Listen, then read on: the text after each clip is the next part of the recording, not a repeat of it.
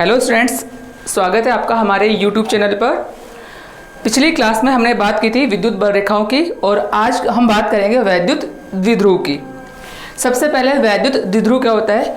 द्वि मतलब दो और ध्रुव का मतलब सिरे, यानी एक ऐसी व्यवस्था जिसमें दो विपरीत आवेश जो परिमाण में समान हो एक अल्प दूरी पर स्थित हो, तो ऐसी व्यवस्था कहलाती है वैद्युत द्विध्रुव।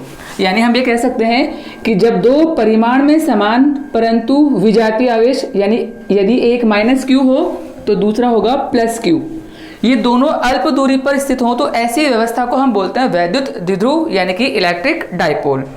ठीक है, इसके बाद हम बात करते हैं वैद्युत द्विध्रुव आघूर्ण, यानी हम बात कर रहे हैं इलेक्ट्रिक डाइपोल मोमेंट की और वैद्युत द्विध्रुव आघूर्ण को हम दर्शाते हैं स्मॉल p से।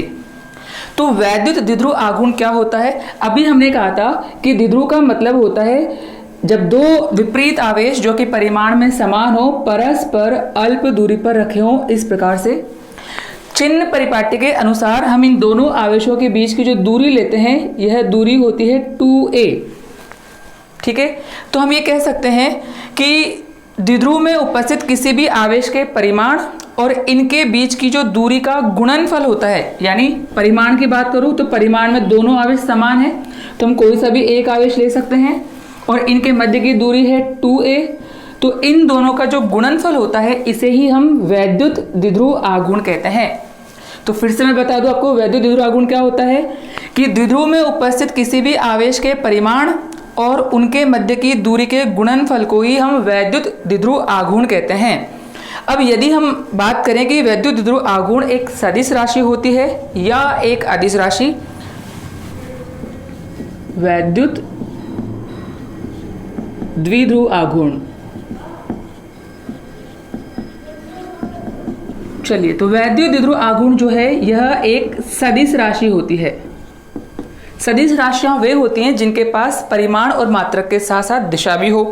अब यदि हमने कहा कि एक सदिश राशि है, इसका मतलब ये होगा इसके पास दिशा भी होनी चाहिए। तो यदि हमसे पूछा जाए कि इसकी दिशा क्या होती है तो हमें हमेशा ये बताना है कि वैद्युत द्विध्रुव आघूर्ण की दिशा हमेशा ऋणावेश से धनावेश की ओर होती है। यानी सदिश राशि है जिसकी दिशा सदैव ऋणावेश से धनावेश की ओर होती है। तो दिशा हमेशा हमें इसकी याद रखनी है, किधर से किधर की तरफ बतानी है, नेगेटिव से पॉजिटिव चार्ज की तरफ। चलिए बात करें हम इसके मात्रक की। इसका मात्रक क्या होता है? तो सूत्र में हमने देखा दो चीज आ रही है, एक आ रहा है आवेश और एक आ रही है उनके बीच की दूरी। हम सब जानते हैं, पढ़ चुके हैं, आवेश का मात्रक होता है कूलाम और दूरी को हम व्यक्त करते हैं मीटर में। तो इसका जो SI मात्रक आएगा वो आएगा कूलाम × मीटर। ठीक है, यहीं से बनाते हैं हम इसकी विमा। यदि हम इसका विमा या इसके विमीय सूत्र की बात करें तो कूलाम की जो विमा होती है वो होती है A1T1 और मीटर को हम दर्शाते हैं L1 से। तो यदि हम इसकी पूरी विमा लिखें तो हमारे पास आएगा m0, क्योंकि इसमें द्रव्यमान है नहीं, साथ में आएगा L1T1 A1। ये होती है वैद्युत द्विध्रुव आघूर्ण का विमीय सूत्र। तो इस प्रकार से हम बता सकते हैं कि एक सदिश राशि होती है जिसका मात्रक कूलाम × मीटर होता है और इसकी विमा m0 L1 T1 A1 होती है। चलिए, इसी के साथ अगर आपसे कभी पूछ लें, और ये क्वेश्चन एक बार एग्जाम में पूछा भी जा चुका है कि एक आदर्श द्विध्रुव किसे कहते हैं, या आपसे पूछा जाए कि आदर्श वैद्युत द्विध्रुव किसे कहते हैं। तो वैद्युत द्विध्रुव का मतलब मैंने आपको बताया कि जब परिमाण में समान किंतु विजातीय आवेश परस्पर अल्प दूरी पर हो। आदर्श हम किस स्थिति में कहेंगे? यदि इन दोनों आवेशों का परिमाण तो कर दिया जाए अनंत और यदि इनके मध्य की दूरी कर दी जाए अति अल्प यानी कि नगण्य, तो ऐसी स्थिति में जो वैद्युत द्विध्रुव होता है उसे हम आदर्श वैद्युत द्विध्रुव कहते हैं। यानी मैंने क्या कहा आपसे कि यदि द्विध्रुव में उपस्थित आवेशों का परिमाण बहुत अधिक तथा उनके मध्य की दूरी बहुत कम यानी कि नगण्य हो तो इसे हम आदर्श वैद्युत द्विध्रुव कहते हैं। चलिए, इसके बाद हम बात करते हैं कि यदि हमसे ये पूछ लिया जाए कि जो द्विध्रुव है इसमें उपस्थित आवेशों के कारण विद्युत क्षेत्र की तीव्रता हम किस प्रकार ज्ञात कर सकते हैं। तो किसी भी वैद्युत द्विध्रुव के लिए वैद्युत क्षेत्र की तीव्रता हम दो स्थितियों में ज्ञात करते हैं। अब कौन सी दो स्थितियां, पहले इसकी बात करें एक बार अपन। मान लीजिए ये हमारे पास एक वैद्युत द्विध्रुव है जिसके बीच की दूरी है 2a। चलिए, द्विध्रुव के दोनों आवेशों को मिलाने वाली जो रेखा होती है, यानी कि इसकी बात करें अपन, तो इसे तो हम कहते हैं द्विध्रुव की अक्ष। और द्विध्रुव के मध्य बिंदु से गुजरने वाली जो ऊर्ध्वाधर रेखा होती है, इस तरह से इसे हम बोलते हैं द्विध्रुव की निरक्ष। यानी ये तो हो गई इसकी अक्ष और ये होती है इसकी निरक्ष। तो हम इन दोनों अक्ष और निरक्ष पर विद्युत क्षेत्र की तीव्रता ज्ञात करेंगे, एक इसके किसी भी अक्षीय बिंदु पर और दूसरा किसी भी निरक्षीय बिंदु पर। तो एक एक करके बात करते हैं कि अक्षीय और निरक्षीय स्थिति में हम वैद्युत क्षेत्र की तीव्रता किस प्रकार ज्ञात करेंगे। तो सबसे पहले हम बात करते हैं द्विध्रुव के कारण विद्युत क्षेत्र। और विद्युत क्षेत्र जो हम सबसे पहले निकाल रहे हैं वो निकाल रहे हैं हम अक्षीय स्थिति में, यानी इसकी अक्ष पर। चलिए, इस डेरिवेशन को समझने के लिए जो सबसे पहले इंपॉर्टेंट काम हमें करना है वो है इसके डायग्राम को अच्छे से समझना है। यदि डायग्राम हमें अच्छे से समझ में आ गया तो इसका मतलब हमारा 50% काम खत्म इसी के साथ। चलो, जैसे मैंने कहा था, मान लीजिए हमारे पास AB एक वैद्युत द्विध्रुव है जिसमें दो आवेश स्थित हैं -q तथा +q। ठीक है, और जैसे हम जानते हैं इन दोनों के बीच की दूरी होती है 2a। ठीक है, हमसे ये कहा गया कि इसका जो मध्य बिंदु है O, इस मध्य बिंदु से इसकी अक्षीय रेखा पर, यानी इसकी बात करें तो इसकी अक्षीय रेखा पर यहां पर कोई बिंदु P दिया हुआ है हमें, जहां हमें विद्युत क्षेत्र की तीव्रता ज्ञात करनी है। और इस बिंदु P की इस बिंदु O से दूरी जो हमें दे रखी है वो है r, यानी r उस बिंदु की दूरी है जिस पर हमें विद्युत क्षेत्र की तीव्रता ज्ञात करनी है। और दूरी हमने कहां से मापी है? दूरी हमने मापी है द्विध्रुव के मध्य बिंदु O से। चलिए, सबसे पहले हम ये पता करें कि बिंदु P की +q तथा -q आवेश से दूरी कितनी होगी। तो हमें पता है कि ये दूरी r है।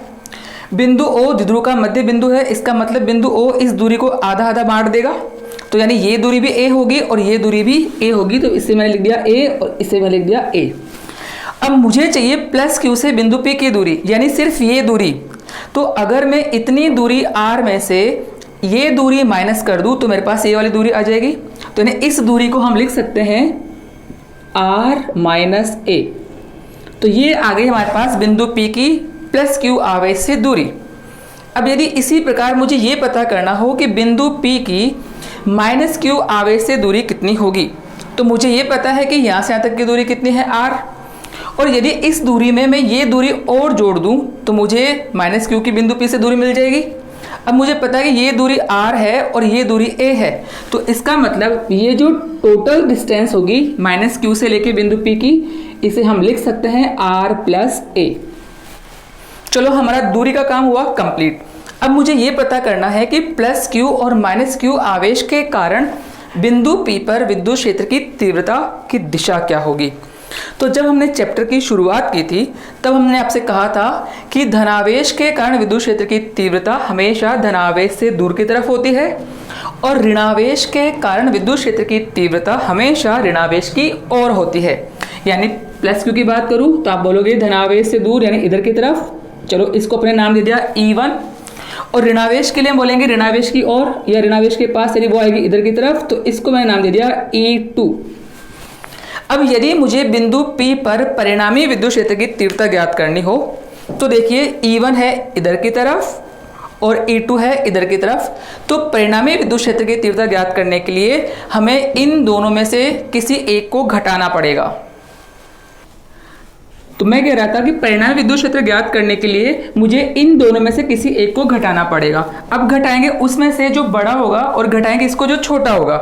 अब ये कैसे पता चले हमें कि E1 का परिमाण अधिक है या E2 का परिमाण अधिक है। तो जैसा हमने देखा, E1 किस आवेश के कारण है? +q। और E2 किस आवेश के कारण है? -q। अब विद्युत क्षेत्र वो अधिक होगा जिस आवेश की दूरी बिंदु P से कम हो, क्योंकि ये हम पहले पढ़ चुके हैं कि जो विद्युत क्षेत्र होता है ये होता है E = kq/r², यानी दूरी जितनी कम होगी E उतना ज्यादा होगा। अब हम देख सकते हैं कि +q की दूरी है r - a, जबकि माइनस क्यू की दूरी है r प्लस ए, यानी प्लस क्यू आवेश बिंदु P के ज़्यादा नज़दीक है, तो इसलिए E1 का मान अधिक होगा E2 से। तो मैं ये कह सकता हूँ कि बिंदु P पर जो परिणामी विद्युत क्षेत्र आएगा उसकी दिशा आएगी इधर की तरफ। तो इसको हमने लिख दिया A4 होता है एक्सिस, क्योंकि हम अक्षीय स्थिति में निकाल रहे हैं, तो इसको मैंने EA से दर्शाया है। अब मुझे इस EA का मान ज्ञात करना है, तो एक एक करके सबसे पहले मैं ये पता करूं कि E1 कितना होगा। अब E1 किसके कारण है? प्लस क्यू आवेश के कारण। तो हम ये कह सकते हैं सबसे पहले प्लस क्यू आवेश के कारण, प्लस क्यू आवेश के कारण बिंदु P पर विद्युत क्षेत्र, ठीक है। और इस विद्युत क्षेत्र को हम लिख सकते हैं E1 बराबर, विद्युत क्षेत्र का फॉर्मूला होता है 1/4 पाई एप्सिलॉन नॉट। आवेश हमने प्लस क्यू लिया है जिसकी दूरी है r माइनस ए, तो हम लिखेंगे r माइनस ए का होल स्क्वायर। चलिए अगर हम दिशा की बात करें तो आपने कहा दिशा है इधर की तरफ। अब इधर की तरफ को लिखे क्या? तो हमने कहा हमने दूरी नापी थी O से, और दूरी कहाँ तक नापी थी? P तक। तो हम ये बोल सकते हैं कि इसकी दिशा O से P की तरफ है, तो यानी हमने लिख दिया इधर O से P की ओर। चलिए ये हमारी समीकरण नंबर 1 हो गई। अब ठीक इसी प्रकार ये पता करते हैं कि माइनस क्यू आवेश जो है ये कितना विद्युत क्षेत्र उत्पन्न करेगा बिंदु P पर। तो हमने यहाँ लिखा माइनस क्यू आवेश के कारण, ठीक है, माइनस क्यू आवेश के कारण बिंदु P पर विद्युत क्षेत्र, और इस विद्युत क्षेत्र को हम लिख सकते हैं E2। तो E2 बराबर हमारे पास हो जाएगा 1/4 पाई एप्सिलॉन नॉट। आवेश परिमाण में सेम है Q, और इसकी दूरी ये वाली, तो हम दूरी लिखेंगे r प्लस ए का होल स्क्वायर। अब दिशा की बात करें तो दिशा आपने कहा था ये इधर था, तो आपने कहा था O से P की ओर। अब ये इधर है तो इस दिशा को हम बोलेंगे P से O की ओर। अब यदि किसी के मन में ये बात आए कि सर ये तो माइनस क्यू आवेश के कारण लिखा था ना आपने, तो आपने यहाँ पे माइनस क्यों नहीं लगाया? क्योंकि माइनस को हमने दिशा में काउंट कर लिया, यहाँ पर माइनस की वजह से दिशा विपरीत हुई है इसकी, इसलिए मैंने यहाँ पे अलग से माइनस नहीं लगाया है। चलिए ये आगे समीकरण नंबर 2 अपने पास। अब मैंने ये कहा था कि परिणामी विद्युत क्षेत्र उधर आएगा जो इनमें से बड़ा होगा। तो यदि मुझे बिंदु P पर परिणामी विद्युत क्षेत्र निकालना है, बिंदु P पर परिणामी विद्युत क्षेत्र, तो इसके लिए चलो हमने EA लिखा क्योंकि हम अक्षीय स्थिति में निकाल रहे हैं, और इसके लिए हमें E1 में से घटाना पड़ेगा E2 को, क्योंकि E1 बड़ा है परिमाण में E2 से। तो यहां से EA को हम लिख सकते हैं 1/4 पाई एप्सिलॉन नॉट। इसका मान था Q/r माइनस ए का होल स्क्वायर, और माइनस यहां लिखेंगे 1/4 पाई एप्सिलॉन नॉट, और इसका मान था Q/r प्लस ए का होल स्क्वायर। अब यदि हम आपसे पूछें कि बताओ यहाँ पे कॉमन क्या आ रहा है यहाँ पर, तो कॉमन हम ले सकते हैं Q/4 पाई एप्सिलॉन नॉट। तो ब्रैकेट में क्या बचेगा? 1/r माइनस ए का whole square minus 1/r plus a का होल स्क्वायर, ठीक है। यदि हम इसका एलसीएम लें अब, तो EA बराबर Q/4 पाई एप्सिलॉन नॉट। अच्छा, इसका एलसीएम दोनों को गुणा करके लिख दें हम, तो इसका एलसीएम आएगा r माइनस ए का होल स्क्वायर और r प्लस ए का होल स्क्वायर। चलिए पहले इसका भाग देंगे इन दोनों में, तो ये वाला भाग कटेगा तो ये बचेगा अपने पास, तो अपन लिख सकते हैं r प्लस ए का होल स्क्वायर माइनस यहाँ ये से ये कैंसिल हो जाएगा तो ये बचेगा अपने पास, तो आएगा r माइनस ए का होल स्क्वायर। चलो इसको आगे हल करें तो EA बराबर Q/4 पाई एप्सिलॉन नॉट। चलो ऊपर ये हो गया A प्लस बी का होल स्क्वायर, और A प्लस बी के होल स्क्वायर को हम लिख सकते हैं A square plus B square plus 2AB, ठीक है, माइनस। अब इसको ओपन करें तो इसका हो जाएगा A square plus B square minus 2AB, और अपॉन में अगर यहाँ पे स्क्वायर नहीं होता, मान लेते हैं कि सिर्फ r माइनस ए और r प्लस ए होता, तो हम इसको लिखते r square minus A square, यानी a square minus B square. लेकिन क्योंकि इन दोनों पे स्क्वायर है तो हम इस पूरे का लिख देंगे स्क्वायर, ठीक है। अब यहां से यदि मैं ये दोनों ब्रैकेट खोल दूं तो ई ए बराबर ये है Q/4πε0। ठीक है, पहले ये वाला ब्रैकेट खोलें, यहाँ पे कोई चिन्ह नहीं बदलेगा, तो r² + a² + 2ra।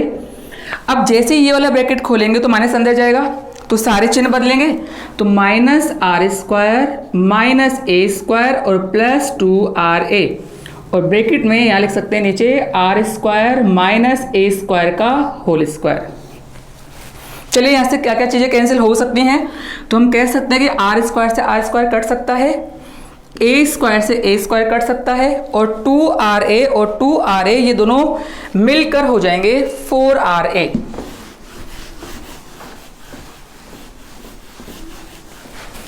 चलो, तो इसको हम लिख सकते हैं अब ई ए बराबर Q/4πε0।